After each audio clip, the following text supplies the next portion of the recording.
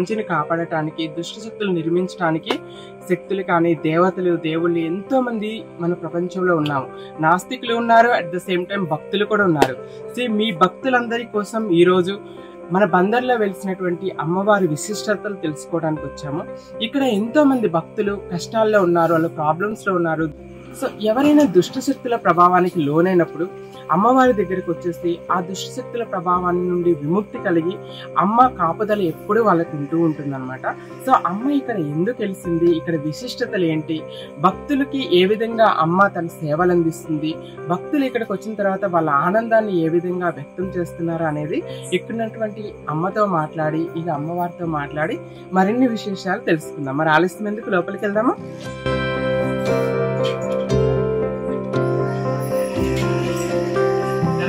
నమస్తే కాంతి. అమ్మవారి చూపించింది మన భక్తులందరికీ.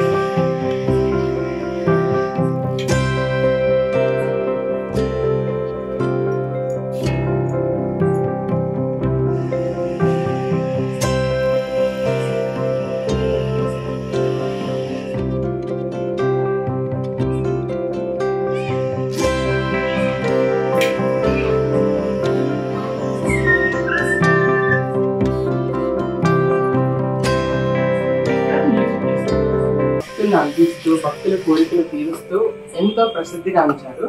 సో మా అమ్మవారి గురించి, ఇక్కడ ప్రసిద్ధి గురించి, అమ్మవారి గొప్పతనం గురించి, భక్తులకి ఏ విధంగా అమ్మవారు సేవలు చేస్తున్నారు, భక్తుల కోరికలు ఎలా తీరుస్తున్నారు అనేది మా ప్రేక్షకులందరి కోసం మీ నోటి మాటలు తెలుసుకోవాలనుకున్నారు. సో అమ్మ ఇక్కడ ఎలా వెళ్తుంది, ఎప్పుడు వెళ్తుందమ్మా? మరి అమ్మ కొన్ని వేల సంవత్సరాల కింద నుంచి ఇక్కడ ఉందని నాకు తెలిసేసిందమ్మ.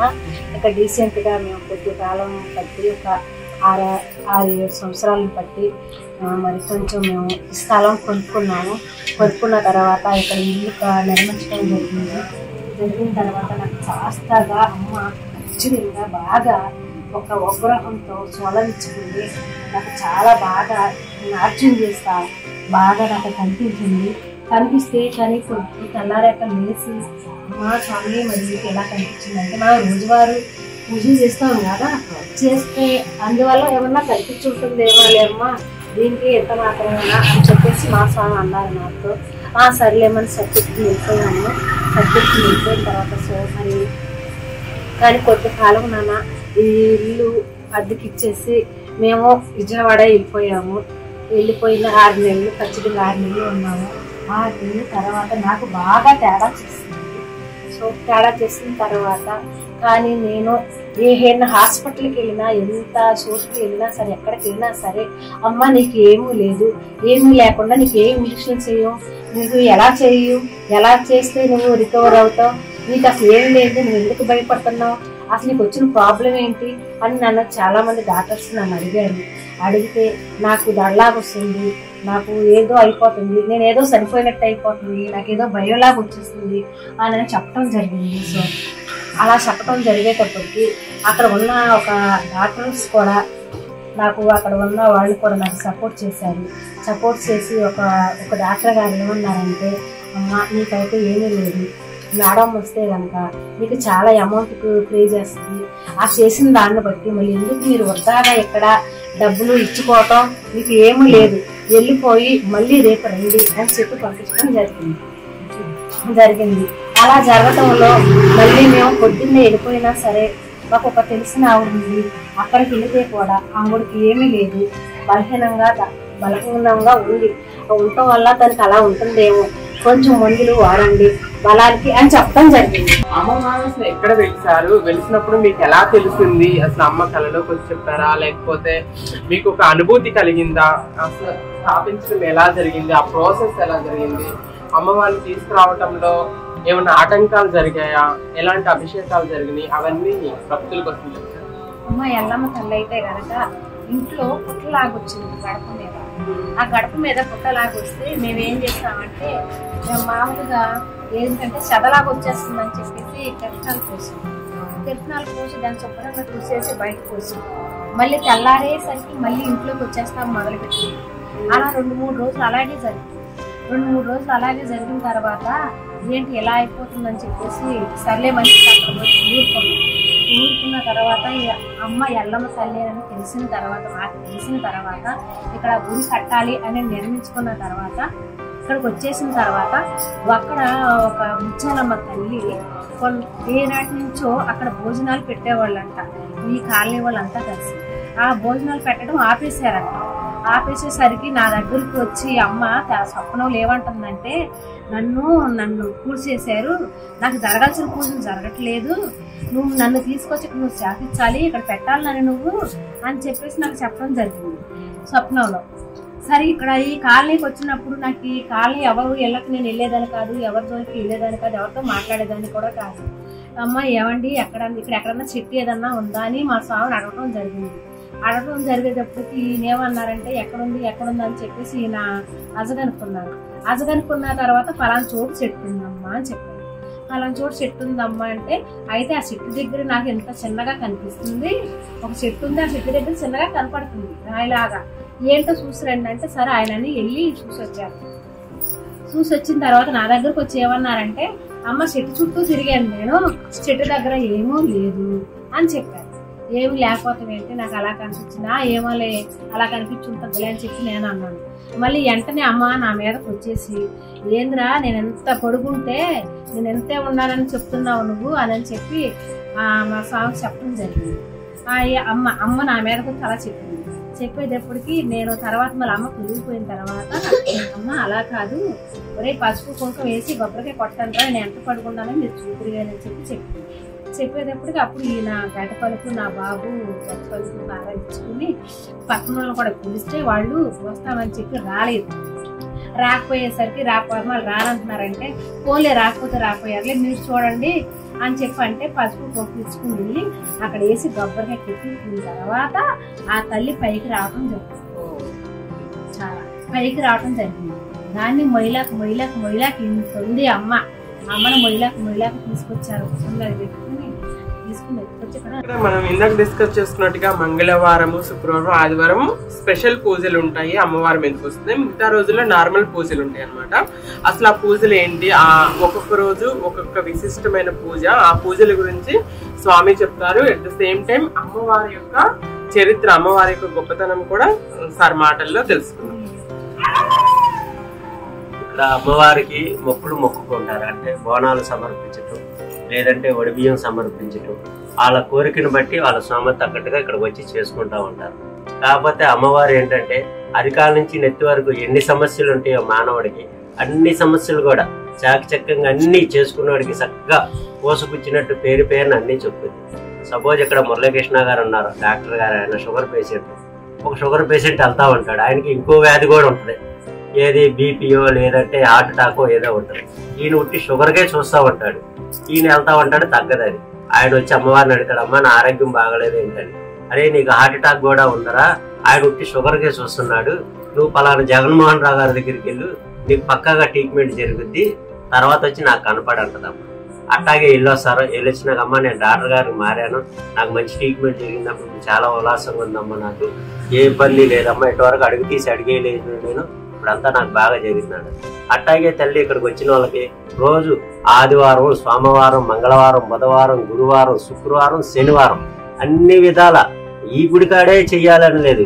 మనిషి సోమ తగ్గట్టుగా ఆయన జాతక రీత్యా ఏ నక్షత్రంలో ఉన్నాడో ఎలా చేయాలో అన్ని కూడా చెప్పుద్దమ్మ. మంగళవారం పూట అయితే ఇక్కడ చేయమంటది, బుధవారం అయితే గణపతి గుడిలో చేయమంటది, గురువారం అయితే బాబాగారి గుడిలో చేయమంటది, శుక్రవారం అయితే అమ్మవారి గుడిలో చేయమంటది, శనివారం అయితే వెంకటేశ్వర స్వామి గుడిలో చేయమంటది, ఆదివారం అయితే శివాలయంలో చేయమంటది. ఏదైనా సరే రాహు కాలంలోనే చేయమంటది దీపారాధన. శివాలయంలో అయితే రాగి ప్లేట్ లో పెట్టి ఎండు కొబ్బరి చెప్పులో ఆవు నెయ్యి పోసి ఒత్తులు పెట్టి వెలిగించాలి, ఒక్కోదానికి ఒక్కోదానికి. శనివారం అయితే మట్టి ప్రమిదలో ఆవు నెయ్యి వేసి 9 ఒత్తులు వేసి దీపారాధన చేయాలి వాళ్ళ సమస్యలను బట్టి. శుక్రవారం అయితే నిమ్మ డప్పల్లో చేయాలి 9 డిప్పల్లో. అట్లాగే మంగళవారం అయినా సరే రాహు మాదేశంలో 9 డప్పల్లో చేయాలి. ఏదైనా సరే ప్రతి సమస్యకి అమ్మ ఎటువంటిదైనా సరే పరిష్కారం చెప్పి, అందులో ఈ కలియుగంలో రేణుకా ఎల్లమ్మ తల్లి పూజలు తొందరగా ఎక్కుతాయి. అందరి దేవతలకి 11 రోజులు చేస్తే ఈ తల్లికి 5 రోజులు చేస్తేనే తొందరగా కోరికలు నెరవేరుతాయి. అట్టా 11 వారాలు చేయమని చెప్పిన వాళ్ళకి 3 వారాల్లోనే పని అయిపోద్ది. అట్లా కొంతమంది 10 వారాలు అయింది, కొంతమంది 11 వారాలు అయినా కానీ కొంతమంది కొద్ది 3 నెలలు పడితే 6 నెలలు. అంటే వాళ్ళ గ్రహస్థితిని బట్టి వాళ్ళు చేసుకునే భక్తి శ్రద్ధలను బట్టి కూడా కొంత ఉంటుంది. కొంతమంది అయితే 3 వారాలు చేసి ఆపేస్తారు. అమ్మ నాకు పని అవ్వలేదంటే, అమ్మ నువ్వు 3 వారాలు చేసి అవదమ్మా, మరి తొందరగా చేసుకుంటే నువ్వు ఏదైనా కాదు భక్తి చేయాలి అమ్మకి. అట్లా చేసి నీ కోరికలు మాత్రం తొందరగా నెరవేర్చంటాం. అట్లాగే చాలా మందికి చాలా కోరికలు లేని, ఉద్యోగాలు లేని వాళ్ళకి ఉద్యోగాలు ఇచ్చినాయి, పిల్లలు లేని వాళ్ళకి పిల్లలు వచ్చారు, ఇల్లు కట్టలేని వాళ్ళు ఇల్లు కట్టుకున్నారు. అన్ని విధాలనమ్మా ఆ సమస్య ఈ సమస్య కాదు, ఏ సమస్యకైనా అమ్మ ఎప్పుడు కూడా చక్కని పరిష్కారం చూపించి అమ్మ ఎప్పుడు ఎల్లవేళ ఆలందే ఉంచి అంత మంచి కోరుకుంటా ఉంటుంది. దేవుడు లేడంటారు, ఇది లేదంటారు, కానీ మన పాతకాలం నాటి నుండి మన తాతల తండ్రుల నాటి నుండి కూడా ఒక సామెత ఎప్పుడు మనకు వినబడుతూ ఉంటుంది. అదేంటంటే నరదిష్టికి నల్లరాయన బద్దలవుతుంది అంటారు. అది చాలా వాస్తవం కదండి. మనం రోజువారీ చూస్తున్నాం. మనం మంచిగా ఉన్నప్పుడేమో ఎదుటి వాళ్ళు అమ్మో బాగున్నారని ఏడుస్తూ ఉన్న రోజులు ఉన్నాయి. మనం ఏడుస్తున్నాం అనుకో, అయ్యో వాళ్ళు ఏడుస్తున్నారని నవ్వుకునే జనాలు కూడా ఉన్నారు. ఇలాంటి జనాల మధ్యలో మనం హ్యాపీగా ఉండాలి, నరదిష్టి పోవాలంటే కూడా ఆ నరదిష్టిని ఎలా దూరం చేసుకోవాలి, మనము ఆ నరుల కంటి చూపు నుండి మనం ఎలా రక్షించుకోవాలి అంటే అందరూ నరులు అనలేను అంటే అందరూ ప్రజలు కాదు, కొంతమంది అలాంటి వాళ్ళే ఖచ్చితంగా సొసైటీలో కొంతమంది అయితే ఖచ్చితంగా ఉన్నారు.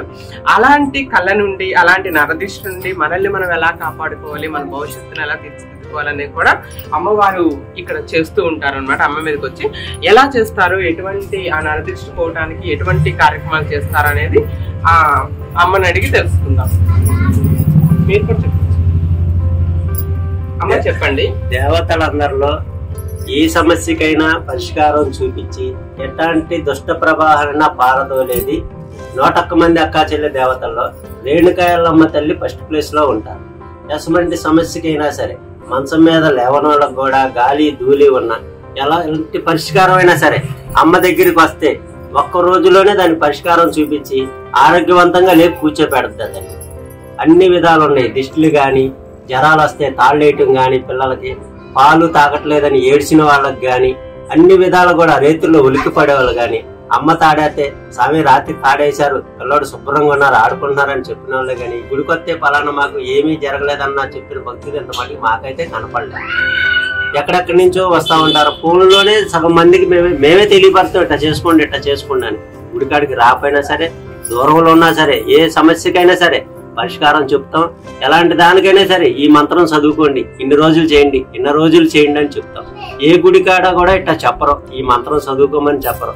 ఎక్కడికి వెళ్ళినా మీరు ఆ వామం చేయండి, ఈ వామం చేయండి అంటారే గాని పలానా దానికి పరిష్కారం చెప్పరు. మేము ఏదైనా శుభ్రంగా చెప్తాము, మంత్రం కూడా రాసిస్తాము, చదువుకోమంటాం. బతికి శ్రద్ధతో చేస్తారు. చేసిన వాళ్ళందరూ కూడా మంచి స్థానంలో ఉన్నారు. ఇవాళ పిల్లలకి పెళ్లిళ్ళు అవ్వకపోయినా నాగదోషానికి కూడా ఇక్కడ పూజలు చేస్తాం. నాగదోషాలు తొలగించుకొని పెళ్లిళ్ళు చేసుకున్న వాళ్ళు కూడా చాలా మంది ఉన్నారు.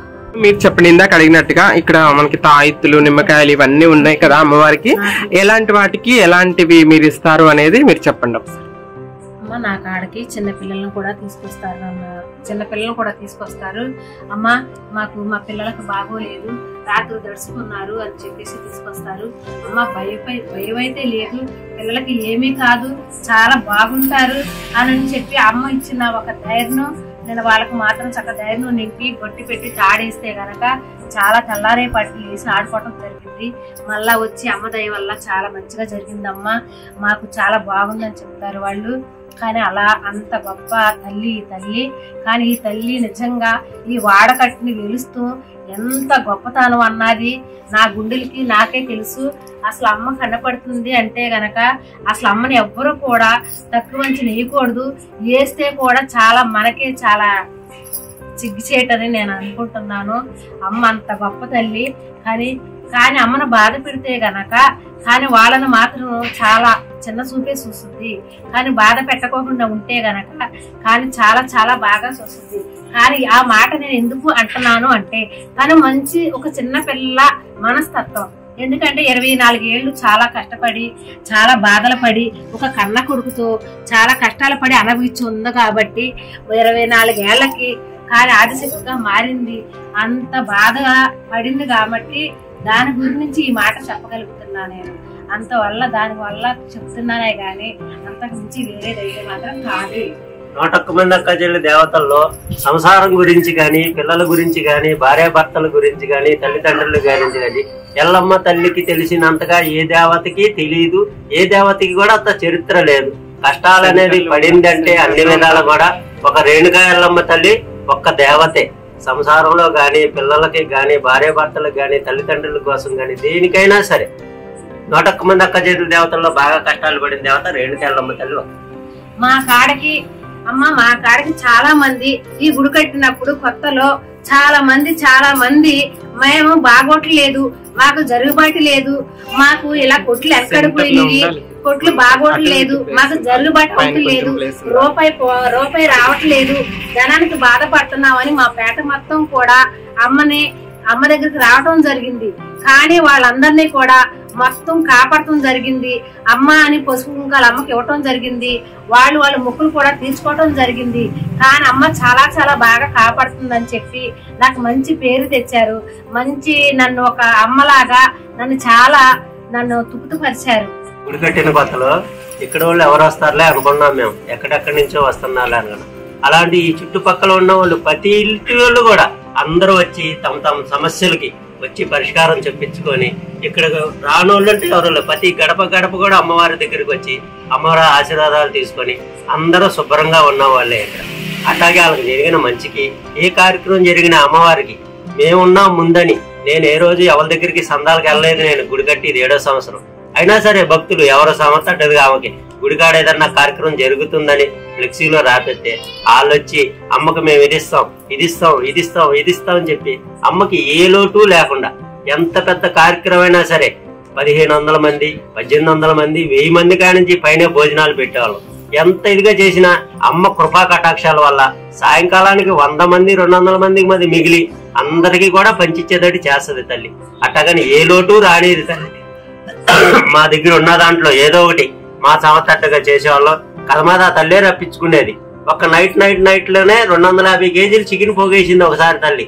మా సమతట్టుకు మా దగ్గర లేవు. మేము ఊరికి సాంబార్ అన్నం పెట్టి ఏదో కొద్దిగా పప్పు చేసి పెడదామన్నాం. అట్టగానే నా భక్తుడు ముందుకు వచ్చి, అట్టగా స్వామి నేను ఒక 25 కేజీలు ఇస్తాను చికెన్, నేనే దగ్గరుండి వడ్డిస్తా వచ్చిన మాటకి అన్నారు. సరే స్వామి 2 రోజుల్లో చూద్దాము ఏం జరుగుద్ది అనుకున్నాం. అట్టాగే 24 గంటలమ్మ 250 కేజీలు చికెన్ పోగేసి 25 బస్తాలు బియ్యం పోగేసి అన్న సమారాధన గ్రాండ్ గా చేయించింది. లాస్ట్ కి వచ్చేపటికి దానికి అన్ని సరిపోతాయి. దేనికి ఇది లేకుండా, ఏ సమస్యకి ఏ లోటు లేకుండా, ఎవరికితో విభేదాలు లేకుండా అన్ని చక్కగా సల్లగా చూసుకుని సల్లగా చేయించుకుంటుంది. సల్లంతే చూస్తున్నారు కదండి అమ్మవారి విశిష్టతలు. ఇంకా తెలుసుకునే ముందు మీ అందరి కోసం ఒక విషయం చెప్పాలండి. ఈ రోజుల్లో దొంగ స్వామీజీలు వీళ్ళందరూ వచ్చేసి డబ్బుల కోసం భక్తుల వేషం వేసుకొని భక్తుల దగ్గర నుండి డబ్బులు వసూలు చేస్తూ వెళ్తూ ఉంటారు. అలాంటి ఈ సొసైటీలో తను ఇల్లు కట్టుకోవటం కోసం అని తీసుకున్నటువంటి ప్లేస్ లో ఇల్లు స్టార్ట్ చేసిన తర్వాత అమ్మవారు వెలిస్తే, సో అమ్మవారి కోసం తను కొనుక్కున్న ప్లేస్ ని ఆ ఇంటిని కూడా అమ్మవారికి అర్పించేసి అద్దె ఇంట్లో ఉంటున్నారు వీళ్ళు. సో ఎంత గొప్ప విషయం అండి, మీ అందరూ తెలుసుకోవాలి. సొసైటీలో చాలా మంది ఫేక్ బాబోజీలు ఫేక్ భక్తులు ఉన్న కాలంలో తన సొంత ప్లేస్ ని సొంత ఇంటిని అమ్మవారికి అర్పించి వాళ్ళు రెంటెడ్ హౌస్ లో ఉంటున్నారు అనమాట. సో అది అంకుల్ గారి మాటల్లో అసలు ఎందుకు అలా జరగాల్సి వచ్చింది. చాలా మంది ఏంటంటే దేవుని పెట్టాము లేకపోతే ఎన్ని మతాల్లో ప్రతి మతంలో ఉందన్నమాట ఇలా. సో మేము డబ్బులు సంపాదించుకోవాలి, మేము బాగుండాలి అనుకుంటాం. కానీ ఇక్కడ మాత్రం అమ్మవారు బాగుండాలి, అమ్మవారి నిత్య కళ్యాణం పచ్చతోరణంలా ఉండాలి, మేము ఎట్లా ఉన్నా పర్వాలేదు, మాకు సొంత ఇల్లు లేకపోయినా అద్దిల్లు పర్వాలేదు అనే ఒక సహృదయంతో అమ్మవారిని ఒక బిడ్డలాగా అమ్మలాగా పూజిస్తున్నారు. సో దానికి రీజన్స్ ఏంటనేది అంకుల్ గారిని అడిగి తెలుసుకుందాం. గుడి కడదామా వద్దా అని ఆలోచనలో ఉన్నాం మేము. కానీ అమ్మవారు ఎప్పుడో చెప్పింది, మా పిల్లలు 3వ తరగతి చదివేటప్పుడే చెప్పింది. మేమేంటి గుడి కడతాం ఏంటి అమ్మ అని నవ్వాం మేము. నవ్వితే కాదురా మీ తలరాతలో రాసింది, మీరు కట్టాల్సిందే నా గట్టి సేవ చేయాలని. సెల్లమ్మ గట్టి సేవ చేయాలంటే నా పిల్లలు చిన్నపిల్లలుగా వాళ్ళు 10th అవ్వాలి, ఇంటర్మీడియట్ అవ్వాలి, ఉద్యోగాలు చేయాలి, మళ్ళీ పురుళ్ళని అయ్యి ఉంటాయమ్మ పిల్లలకి. అవన్నీ అయినాక అప్పుడు కూడా తల్లి నేను చేయాల్సి వస్తే నా సామర్థ్యగా ఏదో చేసి నీ సేవ చేసుకుంటాను తల్లి. అట్టగాని మేము అది తక్కువ చేసాం ఇది తక్కువ చేసాను మమ్మల్ని ఎప్పుడు ఇబ్బంది పెట్టద్దు, నువ్వు మాకు తెలియదు కాబట్టి వచ్చిన మాటకే చేస్తాను. అప్పుడు ఆ తల్లి అందే, సరేరా మీరు కుదిరినప్పుడే అప్పుడే చేద్దరు కానీ, అప్పుడే నాకు సమయం వచ్చినప్పుడు చేద్దరు కానీ, అప్పుడు దాకా ఇంటిలో తర్వాత మాట్లాడుకుందామని ఆపేసింది. మా ఇంట్లో ఏమన్నా సమస్యలు ఉన్నా అమ్మవారు శుభ్రంగా ఇల్లు శుభ్రం చేసుకున్నాను, వచ్చేది శుభ్రంగా సమస్య తీర్చేది. అట్లాగే నా చుట్టుపక్కల వాళ్ళు కూడా ఏదన్నా ఇబ్బంది అనిపిస్తే, నా మనసుకు బాధ కలిగితే నువ్వు పలానా రోజు రామని చెప్పి తీసుకొచ్చి నేనేమంటే అన్నీ శుభ్రం చేసేవాడిని. అట్లాగే ఈ ఉన్న ఇంట్లో అమ్మవారు ఉందని మాకు తెలియదు. కాకపోతే బయటికి వెళ్తే తెలిసింది పలానా చాట పలానా అమ్మవారు ఉంది మిమ్మల్ని అంటుకుని ఇసుకిస్తుందని. నేను తిరగని హాస్పిటల్ లేదు, తిరగని దేవుడి గుడి లేదు, అన్ని విధాలా తిరిగా నా భార్యకి ఏమైపోయిందో ఏంటని. కాకపోతే ఏంటంటే పలానా చాటకి వెళ్తే నీకు మంచి జరిగిద్దని ఇరుగు పొరుగులు 2 సంవత్సరాలు పట్టింది మాకు తెలిసి. అట్లాగే మేడారం వెళ్ళాం హైదరాబాద్ దగ్గర, అక్కడ ఒక పొయ్యి స్వామిని కలిస్తే ఆయన శుక్రవారం వెళ్ళాం. వెళ్తే శుక్రవారం వెళ్తే ఏమైందంటే, అయ్యా ఇదేదో అమ్మవారి లాగా ఉన్నాయి మాకైతే అందట్లేదు, వేడుకెళ్ళడం తల్లి మంగళవారం వస్తుంది, మాకు మంగళవారం వస్తే ఇవన్నీ వివరంగా చెప్తారన్నారు. మళ్ళీ అప్పటి నుంచి మా అమ్మాయిను మా మిస్సెస్ అక్కడికి వెళ్ళి తిరిగి వచ్చేసారు. తర్వాత మంగళవారం పూట నేను వెళ్ళాను, మా చుట్టాలని మా సర్టిఫికెట్ అందరినీ తీసుకొని. వెళ్తా స్వామి చూసి రెండమ్మని కూర్చోమని చెప్పి క్యాగేసి కూర్చుంటారు. అమ్మవారు వచ్చేసింది ఎల్లమ్మ తల్లి. వచ్చి నేనేరా ఉన్నది అక్కడ, నేను అన్ని విధాలా మిమ్మల్ని కాపాడుతున్నాను, అన్నీ చేస్తున్నాను, తెలియపడుతున్నాను, మీరే తెలుసుకోలేదు అంది. అంటే అదేంటమ్మా మరి మేము పూజించే దుర్గమ్మ తల్లిగా మేము ఉన్నప్పుడు మాకు ఎందుకు చెప్పలేదు ఏంటంటే, అది లోక కళ్యాణంరా వచ్చినప్పుడే తెలుస్తుంది, అది ఇప్పటి నుంచి అయిపోయింది, మీకు ఏ బాధ కలగనేను, ఏ మెట్టు ఎక్కనేను, ఏ బిళ్ళ వేయనేను, అన్నీ నేను చూసుకుంటాను, మీరు ముందుకు నడవండి, మీరు సంపాదించే ప్రతి పైసాలో కూడా నేను మీకు తోడుగా ఉంటాను, అన్ని విధాలు చేసుకుంటానని చెప్పారు. చెప్తే సర్లే ఇక్కడికి వచ్చి గుడి అనగానే నాకు సిగ్గేసింది కట్టాలంటే, అంటే ఉన్న ఇల్లు పడేసి ఇదేంటి ఇల్లు ఎట్లా అంటున్నానని. అయినా సరే మనసు కొద్ది నిబ్బరం చేసుకొని ముందు ఆ పక్క వాళ్ళు ఈ పక్కలతో ప్రాబ్లం అని ఆమె క్యాగేసి నచ్చింట్లో కూర్చోబెట్టి అడిగా, మరి ఎట్లుందో మా మిస్సెస్ బాగలేదు, మరి పడేసి గుడి కడదాం అనుకుంటున్నాం, అందరూ సహకరిస్తారని అడిగితే వాళ్ళు అన్నారు, అయ్యా అంతా మంచిదే, ఈది సోలు ఉంది, నెంబర్ 1 మా సహకారాలు మీకు ఉంటాయి, శుభ్రంగా కట్టండి అన్నారు. అని వాళ్ళ దగ్గర నిర్ణయం తీసుకున్నాక నా దగ్గర డబ్బులు కూడా లేవు, రూపాయి కూడా. అయినా సరే ఏదో అమ్మాయి ఏదో చెప్పింది కాబట్టి నాకు శుభ్రంగా చేద్దామని ఆలోచన ఒకటి వచ్చి సర్లేని నిదానంగా మొదలెట్టాను. కానీ ఈ గుడి మొదలెట్టినాక చాలా అవంతరాలు ఎదుర్కొన్నాయి, చుట్టుపక్కల ఎవరూ సహకరించలేదు. తెల్లారి ఓపెన్ అనంగా ఆ రోజు సాయంకాలం వచ్చి ఒకళ్ళు కూర్చున్నారు. మున్సిపాలిటీలో కంప్లైంట్లు ఇచ్చారు, చాలా దూరం వెళ్ళి చాలా గొడవలు జరిగింది. అయినా సరే ఆ తల్లి నన్ను ముందుండి, ఆ ఇద్దరు అమ్మలు కూడా ముచ్చాలమ్మ తల్లి, ఆ రేణుకాయలమ్మ తల్లి అడుగులో అడిగేసి ప్రతి పని కూడా వాళ్ళిద్దరు చేపించారు నాతో. నా ఒక్కడికైతే అయ్యింది కాదు అది. జనాలు కూడా రోడ్డు మీద నుంచోనే అడిగారు, నీ వల్ల అయితే ఏది అవ్వదు మేస్త్రి గారు, ఆ అమ్మవార్లు ఇద్దరు ఉండి చెరువు పక్కుండి నీతో చేపించారు, అందుకనే నువ్వు చేయగలిగావు అన్నాయి. అదొకటి. నేను గుడి కార్యక్రమం మొదలెట్టేటప్పుడు ఇదే నేనేంటి గుడి కార్యక్రమం ఏంటి పడేసేసాను, అసలు నేను ఎట్టా కలుగుతానని ఆలోచించుకున్నా. నేను సరే 10 సంవత్సరాలు పడుతుందేమో, సరే ముందుగా ఏదైనా మంచిది మన ప్రయత్నం మనం చేద్దామని ఇచ్చేసాను. అట్లాంటిది తల్లి నాతో సంవత్సరం తెలపకుండానే 15 లక్షలు ఎట్టి కట్టించి ఆమెకి ఏ విధంగా కావాలో విగ్రహాలు కూడా అన్ని నాకు తెలియపోయినా ఆమె కొన్ని తెలియజేసి నా సొంత ఐడియాతో నేను వచ్చి అడిగి అమ్మకి చెప్తే ఇట్లా చేయండి రా, కరెక్టేరా నీ ఐడియా అన్ని చెప్పి చేయించింది. చేసి ఆమె కావాల్సినట్టు చేసుకుంది. వచ్చిన వాళ్ళందరికీ తల్లి కోరినారు కొంగు బంగారమై. ఏ సమస్యలు ఉన్నా సరే అందరు కొందరు 10 సంవత్సరాలు 15 సంవత్సరాలు 20 సంవత్సరాల నుంచి బాధపడిన వాళ్ళకి కూడా 6 నెలల్లో 3 నెలల్లో, కొందరికైతే వారం రోజుల్లో, కొందరికైతే అటు ఇటు వచ్చేటప్పుడు కూడా చేసిన సందర్భాలు చాలా ఉన్నాయి. చాలా మందికి చేసింది. ఎక్కడెక్కడి నుంచి వచ్చారు, అండమాన్ నుంచి కూడా వచ్చారు పిల్లలు లేరని, మద్రాసు నుంచి వచ్చారు, బెంగళూరు నుంచి వచ్చారు.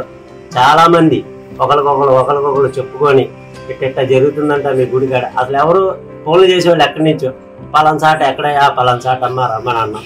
అట్టే కోరినవారి కొంగురు బంగారం తల్లి అందరికీ అన్ని విధాలు కూడా సహకరించింది, అన్ని చేస్తుంది. ఇప్పుడు కూడా అట్టాగే చేస్తుంది తల్లి. కాకపోతే ఏంటంటే దైవగ్రహం ఉన్నా కూడా దుష్ట ప్రభావాలు కూడా ఉంటాయి, అవన్నీ కామనే. కానీ మేము ఏ రోజు ఎవరిని కించపరచలే. మా మీద చాలా ఎత్తారు, దుమారం లేపారు, చాలా చేశారు. అయినా సరే మేము అన్ని ఆ తల్లి మీదే భారం వేసి మా అడుగు ముందేసి మమ్మల్ని నడిపిస్తుంది తల్లి. ఎంతటి ఇచ్చేసినందుకు తల్లికి నేనే కృతజ్ఞత చెప్పుకుంటున్నాను.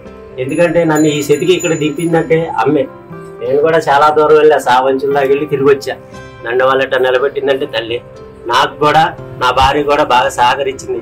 ఆమెకైతే ఒక విధంగా చెప్పాలంటే ఆమె చిన్నపిల్లతో సమానం. నాకు ఆమె అసలు ఏ రోజు ఏ గుడికి వెళ్ళేది కాదు, ఒక బాబా గారి గుడికి తప్ప. నేనే తీసుకెళ్లి అమ్మవారి గుడికి బలవంతంగా తీసుకెళ్లి దిగితే అప్పుడు అమ్మవారి వెనకాల నుంచి వచ్చేసింది. ఎందుకంటే ఆమె పుట్టిన గడియలు అమ్మవారి గడియలే, నక్షత్రం. ఎందుకంటే ఆలగాళ్ళకి ఏమన్నాయి నాకైతే తెలియదు. నేను తీసుకెళ్లి గుళ్ళో దింపినాక నా వెనకాల వచ్చేసింది. ఆ జరిగినాయని కూడా చాలా జరిగినాయి, వెనకాల వచ్చేసింది. ఏంటిరా నువ్వు ఎప్పుడూ లేని గుడికి తీసుకొచ్చావు ఏంటని నన్ను యారా అనే వాటికి నేను ఉలిక్కిపడ్డాను. అసలు నన్ను ఏమండి అని అంటది. నేను గట్టిగా కేకేసింది కూడా భయం ఆమెకి. అలాంటి వచ్చి ఆ తల్లి కూర్చుండిపోయింది. ఎవరమ్మా నువ్వు అంటే నేనేరా ఆదిపరాశక్తి నంది. ఆదిపరాశక్తి అంటే ఎవరమ్మా, చాలా మంది ఉన్నారు దేవతల్లో, 101 మంది అక్క చెల్లెళ్ళు, నువ్వెవరన్నా అంటే మా అక్కాయిలు ఉన్నారా. అప్పుడు మా ఇంట్లో మధుర మీనాక్షమ్మ లక్ష్మీదేవి ఫోటోలు ఉన్నాయి. ఆ 2 చూపిస్తే వీళ్ళిద్దరు మా అక్కాయిలు రాదు. అయితే నీ పేరేంటమ్మా అన్న. దుర్గమ్మ తల్లి. దుర్గమ్మ తల్లి అన్నవాడికి నా ఫస్ట్ కన్నీ చూడదు భయమే. ఆ మనసు మీద కూర్చున్నవాడిని పక్కకి దిగిపోయాను నేను. మరి ఎందుకు వచ్చావమ్మా ఏంటంటే ఇంకా ఉన్నాయన్నీ చెప్పుకొచ్చింది. ఎట్ట జరగాలి మీ తలరాత్రులు ఉందరా అంటే. ఇంకా అప్పటి నుంచి అమ్మవారు ఎప్పుడు మాకు అన్ని ఒడిదిడి దడిదిడికి అన్నీ ఉండేమ్మా చెప్పినట్టు అన్నీ జరిగినాయి మాకు. నాతో పాటు చాలా మంది చూపించా, వాళ్ళకి కూడా జరిగినాయి. ఇప్పుడు మా ఆవిడ తాలూకా 6 అక్క చెల్లెళ్ళు, 11 మంది మేనమామలు. వాళ్ళు ఏంటంటే ఫోన్ చేస్తూ ఉండేవాళ్ళు, ఏమేదో చెప్పేస్తూ ఉండేది. ఏంటి ఏమెట్టా చెప్తుంది, ఎందుకు చెప్తుందని నాకు ఆలోచన వచ్చేది. అలా లేదో మాట్లాడుకుంటున్నారులే అని అనుకునేవాడిని. ఏమో చెప్పినట్టు వాళ్ళకి జరిగిపోయాయి. అమ్మ అబ్బాయిని పోలీసు వాళ్ళు పట్టుకున్నారు, ఏదో యాక్సిడెంట్ అయిందంట, ఇదమ్మా అదమ్మా అనేవాళ్ళు. సరే అమ్మా 1 వరకు ఉంచుతారు, ఒక 5,000 6,000 అడుగుతారు. ఆ డబ్బులు తీసుకొని 2 దెబ్బలు కొట్టి వదిలేస్తారు అనేవాళ్ళు. కరెక్ట్గా అదే టైంకి అరగంట అటు ఇటు వాళ్ళే ఫోన్ చేసేవాళ్ళు. అమ్మ అట్లా జరిగింది, నేను చెప్పినట్టు జరిగింది, అట్టగే చేశారమ్మా, అట్టాగే కొట్టారమ్మా అని చెప్పేవాళ్ళు. మళ్ళీ వచ్చేవాళ్ళు. ఎన్ని సమస్యలున్నా వస్తూ ఉండాలి. అడిగిన అట్ట చేసేవాళ్ళు. ఇవాళ ఈ స్థాయికి తల్లి ఇక్కడ తీసుకొచ్చి మమ్మల్ని ఇక్కడ కూర్చోబెట్టింది అన్ని విధాల. చెప్పినట్టుగా చెడుపై ఎప్పుడు మంచిదే విజయం ఉంటుంది. సో ఇలా ఇక్కడికి వాళ్ళకి చెడు చేయబడింది, దుష్టశక్తుల ప్రభావానికి లోనయ్యాము, చాలా ప్రాబ్లమ్స్ లో బాధపడిపోతున్నాము, మాకు సమస్యలు ఉన్నాయి అని ఇక్కడికి వచ్చిన వాళ్ళందరూ కూడా సమస్యలు తీరాయి చాలా హ్యాపీగా ఉంది అని ఆనందంతో వెళ్ళిపోతున్నారు. దానికి రీజన్ ఏంటంటే అమ్మ మీదకి అమ్మవారు వచ్చేసి సొల్యూషన్ ఏంటి, ఎలా చేయాలి, ఏం చేయాలి అనేది చెప్పడం జరుగుతుంది. అసలు అమ్మవారు ఎలా వస్తారు అమ్మ మీదకి, ఏ అమ్మవారు వస్తారు అంటే ఇక్కడ వెలిసిన అమ్మవార్లు ఎవరెవరు వెలిసారు అనేది కూడా అమ్మ మాటల్లో తెలుస్తుంది. అమ్మ చెప్పండి. అమ్మ నా మీదకైతే కనుక దుర్గమ్మ తల్లి, ఎల్లమ్మ తల్లి ఖచ్చితంగా వస్తారు నాన్న. వాళ్ళంతా ఖచ్చితంగా వస్తారు. వాళ్ళు కనుక నా మీదకి వచ్చి వాళ్ళు వచ్చేటప్పుడు కూడా నాకు ఒక వెలుగులాగా వస్తుంది. నా గుండెల్లో ఒక వెలుగులాగా వచ్చినప్పుడు నన్ను నేను మర్చిపోతాను. ఇంకా అమ్మ ఏం చెప్తుందో అన్నది కూడా అన్ని మొత్తం చక్కగా చెప్పేస్తుంది.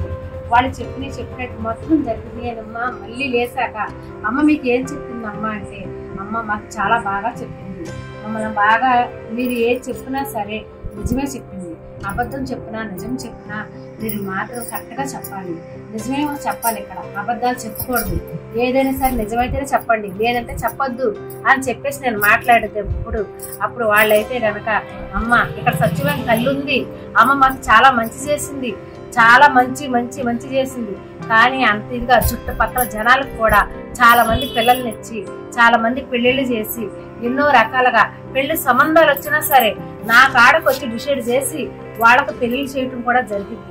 కానీ నేను చెప్పిన తర్వాత నీ కుర్రోడు మంచోడు, నీ కుర్రోడికి ఈ అమ్మాయిని ఇవ్వచ్చు, లేకపోతే ఈ అమ్మాయికి కుర్రోడిని ఇవ్వకూడదు, వీళ్ళిద్దరికి సెట్ అవ్వదు, వీళ్ళిద్దరికి సెట్ అవ్విద్ది అన్న రీజన్ కూడా అమ్మ ఖచ్చితంగా చెప్పింది. ఆ చెప్పటం వల్ల ఏదైనా సరే నా దగ్గరకు వచ్చి చూసుకుని అప్పుడే దేనికైనా ముందు అడిగేస్తారు, ముందుకు వెళ్తారు వాళ్ళు. అప్పుడు వరకు వెళ్ళరు. నా దగ్గరకు వచ్చిన భర్తలు అయితే కనుక అప్పుడు వరకు నాకు చెప్పండి ఏ ఒక్క పని తలపెట్టరు, చెయ్యరు. ఇక్కడ అంత గొప్ప తల్లి ఉంది. కానీ నాకు కావాల్సింది ఏంటంటే నాకు అమ్మ నాకు చేసిన ఒక మంచి స్థానం ఏంటంటే నాకు మంచి ఒక స్థానం ఇచ్చింది.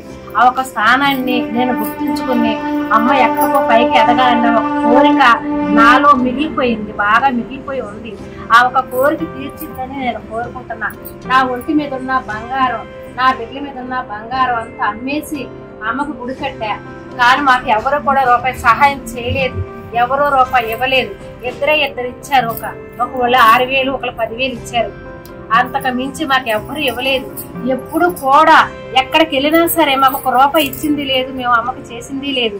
మా సొమ్ము మా కష్టంతోనే మేము చేసాం. ఇక్కడ చేసి మేము అద్దెకి అమ్మకి మాకున్న స్థానాన్ని అమ్మకి ఇచ్చేసి మేము అద్దెకి వెళ్ళి ఉంటున్నాం. అయినా సరే మా అమ్మ మాకు ఎటువంటి లోటు పాటలు అమ్మ మాకు చేయలేదు. కానీ అంత గొప్ప తల్లి మా అమ్మ. కానీ జాబులు లేని వాళ్ళకి కూడా జాబులు ఇచ్చి ఎంతో ఎక్కడో ఉన్న స్థానానికి పంపించింది, అమెరికా దాకా కూడా పంపించింది అమ్మ. కానీ అమ్మ ఆ గొప్పతనం తెలుసుకోలేక, అమ్మ అంటే ఏంటో తెలుసుకోలేక చాలా మంది మూర్ఖుళ్ళు కానీ చాలా చాలా ఇదిగా మాట్లాడుతున్నారు. వాళ్ళు కూడా మంచి స్థాయిలో నిలబెట్టి వాళ్ళు ఎటువంటి ఆలోచన మంచిగా నా దగ్గరకు వచ్చి అమ్మని వేడుకునేలాగా ఉండాలని ఒక కోరిక తప్పితే చెడు చేయాలని, చెడుగా మార్గంలో నడవాలని ఏ ఒక్క రోజు మేము అనుకోలేదు.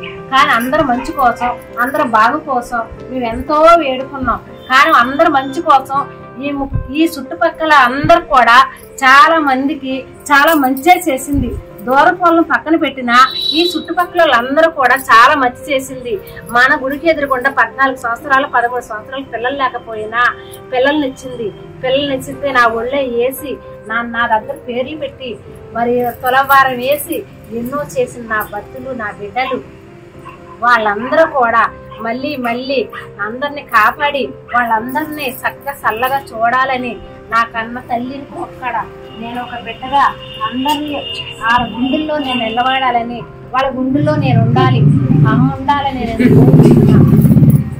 మా అమ్మవారి మహిమలు ఏంటి? ఎన్నో బాధల పడి ఎన్నో డబ్బులు అప్పు చేసుకుని ఏంటి మాకు ఎవరైనా ఏమన్నా చేశారా, లేదనుకుంటే ఏం జరుగుతుంది, మాకు ఎలా ఉంటుంది అని చెప్పి ఒక బాధ పడుకుంటా ఈయన నైట్ పూట నిద్ర ఆహారం లేకుండా విజయవాడ మొత్తం తిరిగాం. అమ్మవారి టెంపుల్ మీద కూడా వెళ్ళి పడుకున్నాం. మళ్ళీ అల్లాది కూడా టెంపుల్ మీద వెళ్ళి పడుకున్నా సరే నేను పడుకోలేకపోయా. ఏమండి నేను పడుకోలేకపోతున్నాను, నేను చచ్చిపోతాను, ఇంకా బతకను, నాకు ఎందుకు ఇలా జరుగుతుంది అని చెప్పంటే సరేలా అమ్మాయిని ఖండించుకుంది. విజయవాడ మొత్తం తిరిగి ఏదో హాస్పిటల్కి వెళ్ళి అక్కడ తగ్గి పుట్టిన వాళ్ళకి నచ్చలేదు. తర్వాత పోయేసరికి అయ్యో పర్వట్లేదని చెప్పేసి అపోలో హాస్పిటల్కి వచ్చాను. అలా జరిగింది. అక్కడ జరిగిన తర్వాత మళ్ళీ ముస్లిమ్స్కి ఒక దర్గాకు కూడా వెళ్ళాం. ఆ దర్గాలకు వాళ్ళ కుటుంబం కూడా జరిగింది. జరిగిన తర్వాత ఎన్ని స్వామికైనా నగర్స్కి ఏంటి కానీ ఏ దాకా తగ్గుతుందని ఏ రోగం ఇద్దరినే చెప్పారే. ప్రతి రోజు ఏ రోగాన్ని ప్లాన్లు మొత్తం అయిపోయింది. కానీ నేను చనిపోయానని బయట కూడా పెట్టి అక్కడ ఫేస్బుక్ తీసుకుంది. ఆ రావటం వల్ల సరేగా అని చెప్పేసి ఇంకా మా భార్య చనిపోయిందని బయటకు వచ్చి ఈయన ఇంకా చనిపోయిందని ఫోన్ చేసే టైంలో కొంచెం ఊపిరి పీల్చుకుంది. ఆ ఊపిరి వచ్చి పడింది. ఆ కట్టుబడేటప్పటికి నాన్న అని నా బిడ్డ కూడా నా కాడ ఉంది. ఆ టైంలో నా కాడ ఉంది. మేలు జరిగింది, పెళ్లిళ్ళు జరుగుతున్నాయి, పిల్లలు పుడుతున్నారు అని చెప్తున్నారు కదా. ఆల్రెడీ ఇక్కడికి వచ్చి అలాంటి అద్భుతాలు జరిగి మళ్ళీ ఇక్కడికి వచ్చి థ్యాంక్స్ చెప్పిన వాళ్ళని మీరు కలిసారా ఎప్పుడన్నా? మీకు చెప్పారా? వాళ్ళు ఏ విధంగా అమ్మవారికి కృతజ్ఞతలు తెలియజేసుకుంటున్నారని చెప్పడం? ఇక్కడికి వచ్చాక నేను ఒక ఆయన వచ్చి చెప్పాను, ఇలా పిల్ల అవ్వట్లేదమ్మా అని అడిగితే ఏం కాదు పిల్ల అవుతుంది నీకు, పిల్ల అయితే కనుక నా గుడికి పసుపు బట్టల మీద రమ్మని చెప్పి అడిగారు అమ్మవారు. ఇటు అడిగితే ఆయనకి అనుకున్నట్టుగానే ఇంకో 1 monthలో ఆయనకి పెళ్ళి అయిపోయింది. పెళ్ళి అయిపోయిన తర్వాత వాళ్ళు పసుపు బట్టల మీద వచ్చారనమాట. ఆ పసుపు బట్టల మీద వచ్చినప్పుడు నేను ఇక్కడే ఉన్నాను. సో ఇలా చాలా జరిగినాయి. ఇలా జరిగిన మిస్టరీస్ కానీ, ఆ గుడి దగ్గర చేసే సంబరాలు కానీ, బోనాల ఈవెంట్స్ కానీ, ఏం జరుగుతున్నాయి ఏంటి అనేది అన్నీ కూడా రేణుక ఎల్లమ్మ తల్లి దేవాలయం మచిలీపట్నం అనే యూట్యూబ్ ఛానల్ ఉంది. అందులో యాస్టీస్ మేము ఇప్పుడు జరిగే ఈవెంట్స్ అప్పుడు అన్ని పోస్ట్ చేస్తాం. ఇక అన్ని అందులో చూడొచ్చు, జరిగే మందులన్నీ అందులో. మనకి ఇక్కడ ఇంటర్వ్యూ జరుగుతున్న టైంలోనే అమ్మవారికి ప్రియమైనటువంటి భక్తురాలు ఒకటి వచ్చారనమాట, ఆంటీ గారు. సో ఇక్కడికి ఎప్పుడు ఆంటీ గారు రెగ్యులర్ గా వస్తూ ఉంటారనమాట. అమ్మవారికి పుట్టింటి వారిలాగా అనమాట. ఎప్పుడు పసుపు కుంకుమలు అభిషేకాలు చేస్తూ ఉంటారు. వీళ్ళకి ఎప్పుడు తోడుగా ఉంటారనమాట. సో ఆంటీ గారితో మాట్లాడి ఆంటీ గారు అసలు ఈ అమ్మవారి దగ్గరికి ఎలా వచ్చారు, ఆంటీ గారి జీవితంలో జరిగినటువంటి అద్భుతాలు ఏంటి, అమ్మవారు అసలు ఆంటీ గారి కుటుంబానికి ఏ విధంగా మేలు చేస్తుంది అనేది ఆంటీ గారి మాటల్లో తెలుసుకుందాం. ఆంటీ గారికి చెప్పండి. ద్వారా తెలిసింది. అట్లా ఇక్కడ గుడి దగ్గరికి వచ్చారు. వచ్చిన తర్వాత అంతా మంచిగా జరిగింది. మా పెద్ద బాబు ఉన్నాడు. ఆ బాబు ఇక్కడికి వచ్చిన తర్వాత అక్కడికి వెళ్ళి ఇక్కడ చదువుతున్నాడు. అమ్మవారు మమ్మల్ని ఎన్నుకున్నారు. తెలిసిన వాళ్ళ త్రూ వచ్చిన తర్వాత మీ బాబు అమెరికా వెళ్ళారని చెప్పారు. అసలు అమెరికా ప్రయాణం ఎలా జరిగింది? అమెరికాకి వచ్చినాక అమ్మ చెప్పారు వెళ్తా ఒకటి. అట్లాగే ఇక్కడ అమ్మ దగ్గర సేవ చేసుకున్నాడు. అమ్మవారికి పూజ సేవ చేశారు. ఆ ద్వారా అమ్మ చెప్పినాకే అక్కడికి వెళ్ళారు. ఇప్పుడు అమెరికాలో జాబ్ చేస్తున్నారా? చదువుతున్నారు. ఎంఎస్ చేస్తున్నాను. ఎంఎస్ చేస్తున్నారు. ఓ నైస్, సూపర్. అంటే మీరు అమ్మవారికి పుట్టింటి లాగా పసుపు కుంకుమలు పెడతారు అని చెప్పారు. ఏ విధంగా అమ్మవారికి అర్పిస్తుంటారు? అమ్మవారు ఎన్నుకున్నారు. ఓకే. పసుపు కుంకుమ అని అట్లా అమ్మవారి తీసుకొస్తుంది. ఏ విధంగా పుట్టింటి వారు పుట్టింటి వారికి ఏ విధంగా చేస్తారా పూజ? అది భక్తుల కోసం, మన భక్తుల కోసం చెప్తారా? పసుపు కుంకుమ, చీర, జాకెట్లు, గాజులు, పువ్వులు, స్వీట్లు, అరటిపళ్ళు అన్ని సారీ అట్లా తీసుకొచ్చినాయి. పుట్టింటి సారెలాగా తీసుకొచ్చి అమ్మవారికి చేసుకుంటారు. మీరు రెగ్యులర్ గా వస్తుంటారా ఇక్కడికి? అంటే మనకి మాకు తెలిసిన దాని ప్రకారం మంగళవారం, శుక్రవారం, ఆదివారం అమ్మవారు అమ్మ ఒంటి మీదకి వచ్చేసి భక్తులను అలరిస్తూ ఉంటారంటారు. అలా మీరు ఇక్కడ ఉన్నప్పుడు మీరు చూసిన అద్భుతాలు ఏమన్నా మన ప్రేక్షకుల కోసం 2 ఎగ్జాంపుల్స్ చెప్పగలరా? అమ్మవారు చెప్పినట్టు అన్ని జరుగుతాయి.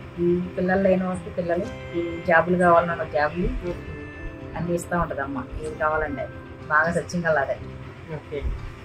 మీరైతే అమ్మవారు పుట్టింటి బిడ్డలాగా ఉన్నారు. ఇంకా మీకు మంచి జరగాలని, అమ్మవారు కూడా ఇంకా గొప్పకి వెళ్ళాలని మనం మనస్ఫూర్తిగా కోరుకుందాం.